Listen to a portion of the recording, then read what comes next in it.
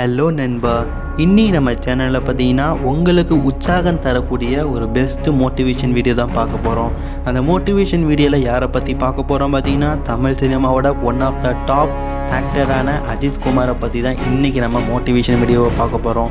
இந்த வீடியோவை ஸ்கிப் பண்ணாமல் பாருங்கள், உண்மையிலேயே பயங்கர இன்ட்ரெஸ்டிங்காக இருக்கும். அதுக்கு முன்னாடி எங்களோட சேனலுக்கு முதலாக வந்திருக்கீங்கன்னா சப்ஸ்கிரைப் செய்து பக்கத்துலேயே ஒரு பெல் ஐக்கன் வரும், அதையும் கிளிக் பண்ணி வச்சுக்கோங்க. இதன் மூலயமா தினம் போடுற இன்ட்ரெஸ்டிங்கான வீடியோவை நீங்கள் பார்த்து மகிழலாம். வாங்க ஷோவுக்கு. நான் உங்கள் ரகு, இது உங்கள் டிக் டாக் ஷோ. கதைப்படி பார்த்தீங்கன்னா பாலக்காடை சேர்ந்த சுப்பிரமணியம், அதே மாதிரி கொல்கவா சேர்ந்த மோகினி அப்படிங்கிறவங்களுக்கு ரெண்டாவது மகனாக பார்த்தீங்கன்னா மே 1, 1971 பார்த்தீங்கன்னா ஒரு குழந்தை பிறகுது. அந்த குழந்தைக்கு பார்த்தீங்கன்னா அவங்க அப்பா அம்மா வைக்கிற பேர் பார்த்தீங்கன்னா அஜித் குமார்.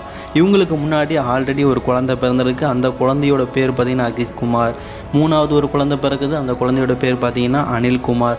குடும்பத்தில் பிறக்கிற எல்லா குழந்தைகளுக்கும் பார்த்தீங்கன்னா கடைசியில் குமார் அப்படிங்கிற பேரை பார்த்தீங்கன்னா அவங்க அப்பா அம்மா வைக்கிறாங்க.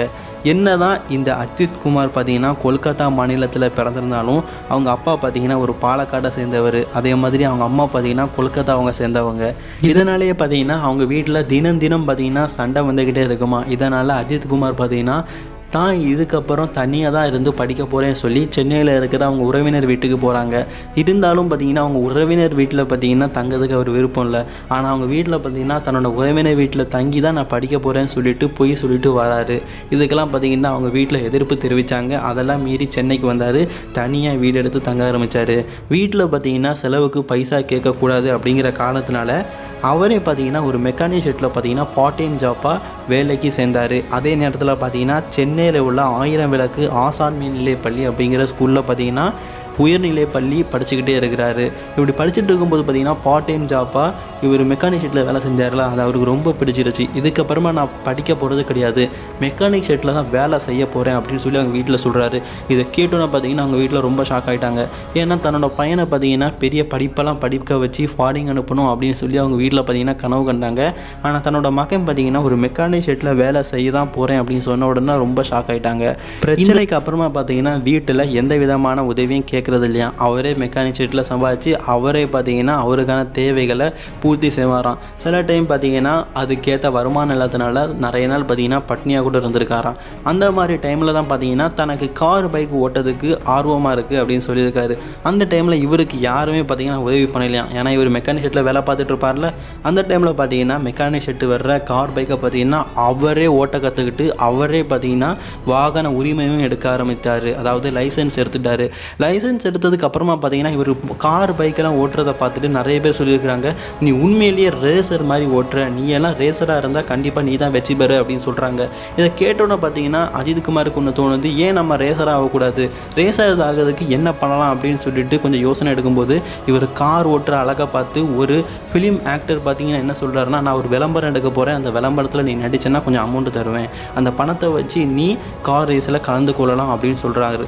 இதை கேட்ட உடனே அஜித் குமார் பார்த்தீங்கன்னா இது ஒரு நல்ல யோசனையாக இருக்குன்னு சொல்லி அந்த விளம்பரத்தில் நடிக்கிறாரு. அதுக்கப்புறமா கண்டினியூவாக ஒரு சில விளம்பரங்களையும் நடிக்கிறாரு.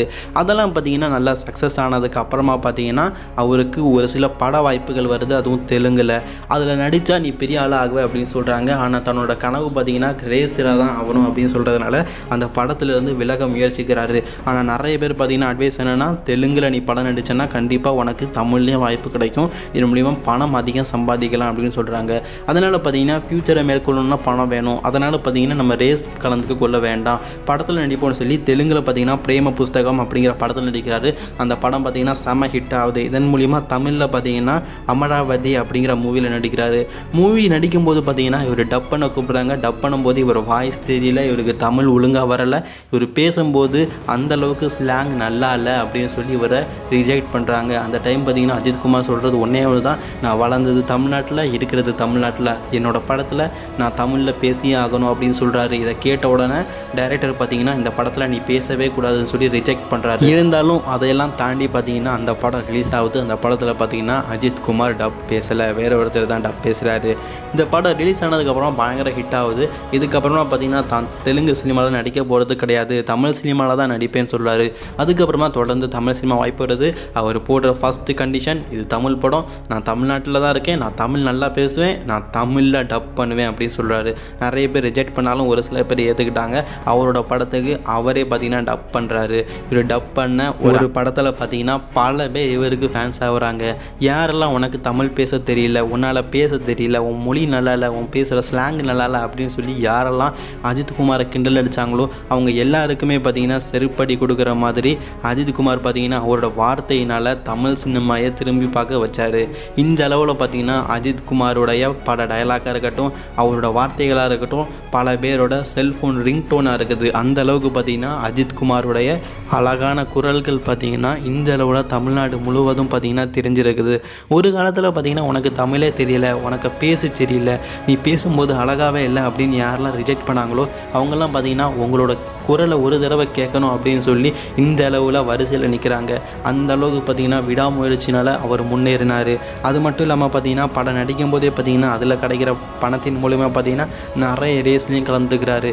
இதன் மூலிமா பார்த்திங்கன்னா கையெலும்பு, காலெலும்பு, முதுகெலும்புன்னு சொல்லி பல எலும்புகள் பார்த்திங்கன்னா இவருக்கு ஃப்ராக்சர் ஆகி அதன் மூலிமா பார்த்திங்கன்னா பல சர்ஜரி நடந்துருக்கு.